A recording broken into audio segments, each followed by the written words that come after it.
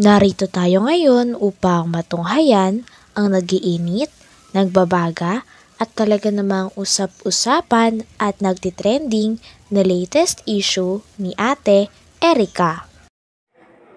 Sa pagpapatuloy ay narito muli si Kalingap Val Santos Matubang upang pag-usapan ang issue sa pagitan ni Ate Erica at ng kanyang pamilya, lalong-lalo na sa kanyang lolo na si Lolo Miguel. Dito nga ay kinikwento ng tita ni Ate Erica na talagang nagugulat daw sila sa mga nangyayari sapagkat simula nga nagkaroon na sila ng sponsor at umalis sa Kalingap ay tuloy-tuloy nga ang mga blessings sa kanila at nagugulat lang din daw ang mga pamilya nila. Saka yung kay yung unang nag-vlog kay Juan. Bakit kaya hindi alintana ni Jun yung perang ginastos niya kina Erica? Bakit kaya gano'n? Malaking pera na, may motor pala, may Inmax, tapos may tricycle. Kasi talaga si Sheila, hindi po namin alam kung kanino nakapangalan. Yung lote. Yung lote? Yung lote sa daig. Yun ang gusto ko rin malaman. Alamin natin lahat. Basta po nalaman lang po namin, bumili silang mag-asawa ng lote sa daig. Pero sinabi itong motor para sa pamilya. Yung tricycle. Saan yung tricycle ngayon? Nino? Si Sheila May. Ilan ba anak ni Sheila May? Isa lang po. Ano trabaho ng asawa niya? Wala po. Wala. Pero magandang buhay ngayon. Sabong-sabong lang yun. Pag may sabungan niya, kalabas na yun. Pag may sabong niya lain, lulukoy yung asawa. Ay mga masamasada. Silang gumamit sa private motor yun? Private na tricycle? Kinan daw po yun. Kinunan ng prangkisa. Saan? Ako kung totoo at Ang prangkisa? uuwi dito. Pag uuwi dito, may kapal. yung number. Ang prangkisa tayo, alam mo magkano? 300,000. Siguro yung prangkisang yun, ang kayakong kung pagka-piki yun. Gawa ng pag-auwi dito, tatapalan ng papi. Punta doon, lulugay siguro asawa, mamamasada, tatanggal. Hindi naman po sila nagkikita sa amin kung ano, bakit nagugulat na lang po kami na may tricycle na. Nagulat po kami, may motor na. Nalaman na lang po namin, may lote na po sa daig. Wala naman pong ano sa amin sila na, o tita, lola, ganito. Wala po. Sila lang po. Ang nakakaalam sa lahat ng transaksyon. Sila Okay. Basta po pagdating ng magpapatid na yun, kasama. Parang na-leave behind kayo hindi kayo inaalala. Ay, di baliw lang po sa naman ako sa gatong hirap. Ayan po, basis ako sa tatrakoy katanggungan. Wag lang yung pabitangan kayo. Huwag lang kayo kasabihan ng gayon. Ang hinihin lang po. Tapos ang dami sa post sa social media na patama sa inyo. Yan nga po yung masakit po kumakalat po, tapos nalalaman po siyempre po ng mga kamag-anak. Dito nga'y sinabi na nagulat na lang daw ang tita nila Ate Erica at si Lolo Miguel na talagang may lote na daw pala sila sa dait at nagpapatayo na sila ng bahay. Talagang pinapatunayan nga na talagang masikreto si Ate Erica at ang kanyang ate simula nung umalis sila ng Kalingap. Ito ay dahil nandoon na si Sir Jun A na nagsusponsor kay Ate Erica. Motor pala, may Inmax, tapos may tricycle. Po talaga si Sheila, hindi po namin alam kung kanino nakapangalan. Yung lote. Yung lote? Yung lote sa daig. Yun ang gusto ko rin malaman. Alamin natin lahat. Basta po nalaman lang po namin, bumili silang mag-asawa ng lote sa daig. Pero sinabi itong motor para sa pamilya. Yung tricycle. Saan yung tricycle ngayon? Nino? Si Sheila May. Ilan ba anak ni Sheila May? Isa lang po. Ano trabaho ng asawa niya? Wala po. Wala. Pero magandang buhay ngayon. Sabong-sabong lang yun. Pag may sabungan niya, kalabas na yun. Pag may sabong niya lain, lulukoy yung asawa. Ay mga masamasada. Silang gumamit sa private motor yun? Private na tricycle? Kinan daw po yun. Kinunan ng prangkisa. Saan? Ako kung totoo at Ang prangkisa? uuwi dito. Mag-uuwi dito, may kapal. yung number. Ang prangkisa tayo, alam mo, magkano? 300,000.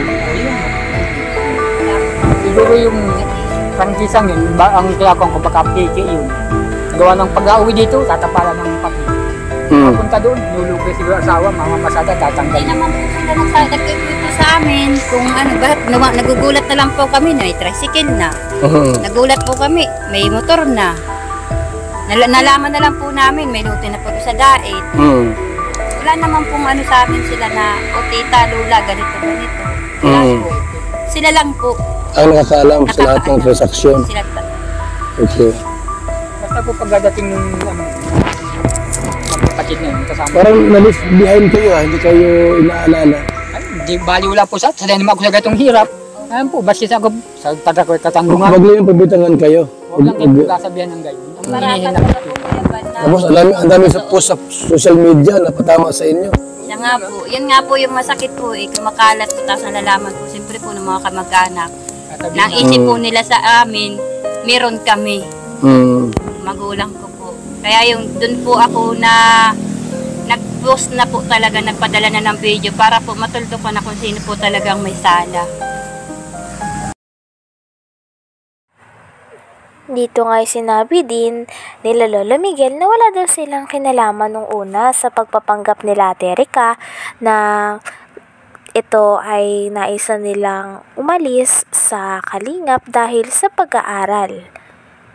Noong una nga daw ay nagulat din sila dahil alam nila na ang Kalingap ang tunay na tumulong, kaya nagulat din sila kung bakit alis si Ate Erica.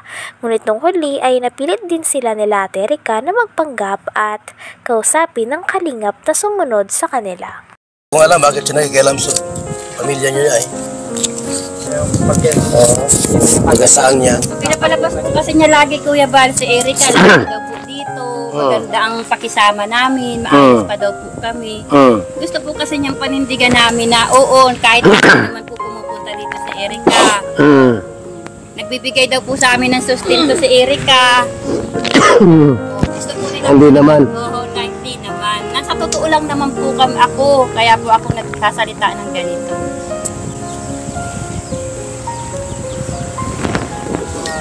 Nagtrabaho daw si Erica, siya daw nang bibigay sa amin, siya daw nang suporta. Yan, butog yun. Sabi ni Ini, Torres? Oo, yan o. Hingid ko dyan. Hindi naman. Wala yan. Nagtrabaho yan para sa kanila, sa kanya lang. Hindi ka nag-i-interest na bigyan kami. Ay, ako'y marunong din ako magawa may kahit para paanong hanap buhay. Siya lang naman, meron din naman ako. Ayaw yung tiyahin ko, nakapagsasabi rin yan. Siya rin ang nakakita ng pera na dinala dito. Kung sino ang tumanggap ng pera, turulog kami. Sa anong pera yung galing kanino? Kay Sir John A. daw po. Magkano? Yun na po, hindi po alam ng tiyahin ko. Para saan daw yun? Yung papabahay po. Yung Sa lote. kasi siya daw po nakakita. Habang ganyan yung mga kabutugan ng mga panis. Samahan nilang yan. Pasok siya ng hindi niya naiintindi ang buhay ng may buhay. Nakikialam sila. Nakikialam ka sa amin ay hindi naman niya alam ang katotohanan na kung saan naglaki ang mga bata niya. Hindi niya alam ang buhay niyan. Siya nagpalaki yan. Kaya alam kung yung mga batang yan. Noon, malanga pa sa amin yan. 1 taon pa lang yan, sa timbang lakad. Si Silami, 2 taon pa lang, ako ang tagalaba. Tulong-tulong kami mag-asawa. Yung ina, nagkapakasarap sa Maynila. Sabihin naman ng ina, nagkapadala. Mako naman bagay yun, sapat naman bagay yung padala niya 1,000. Otro, dadating 3 buwan. 1,000 700, 500. Isipin daw po ninyo kung makakasapat naman yun. Yung hirap po, nandoon na. Naroon na. Ikaw nagtiis. Pagkain ng mga bata, baon. Hanggang dito na lamang muna ang ating nag-iinit, nagbabaga, pinag-uusapan at talaga namang nagtitrending na latest issue ni Ate Erica. Maraming salamat sa inyong panunood. Hanggang sa muli. Bye!